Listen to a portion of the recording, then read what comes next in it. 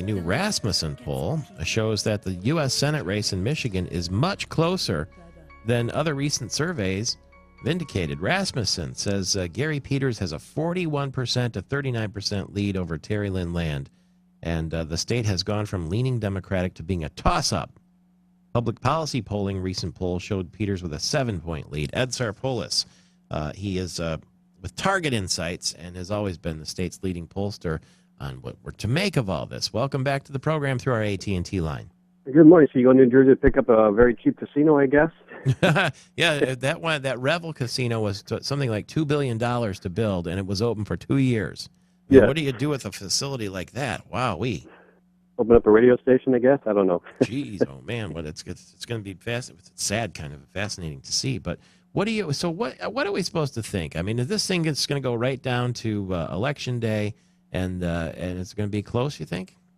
Yes. The key thing for us, if you look at the analysis, Rasmussen typically has much more been Republican in the results over the years. Not to say that they're leaning either way, but the fact that they still have Peters ahead is what the Democrats are looking at.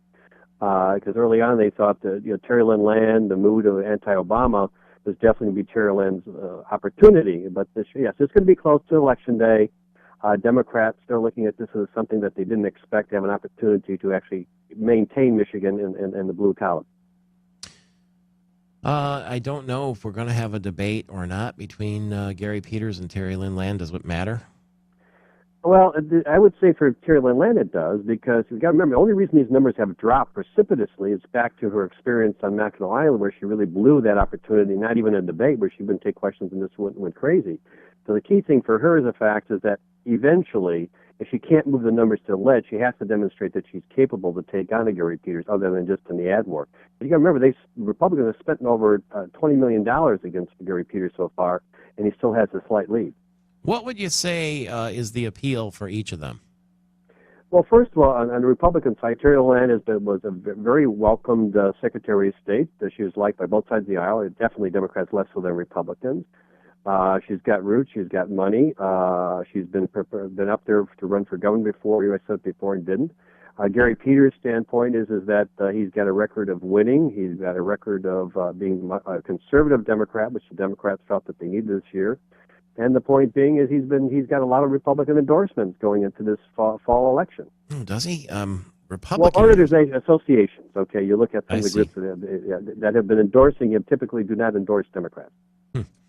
Okay, and the Achilles heel for each? Achilles heel, Terry Lynn tends to misspeak when she's on the stump by herself or not controlled. That's her. Gary Peters, he's got some things in his closet from some positions he's taken. Some things he's done on votes and things that may end up hurting, like the Obamacare, some things on the war stuff.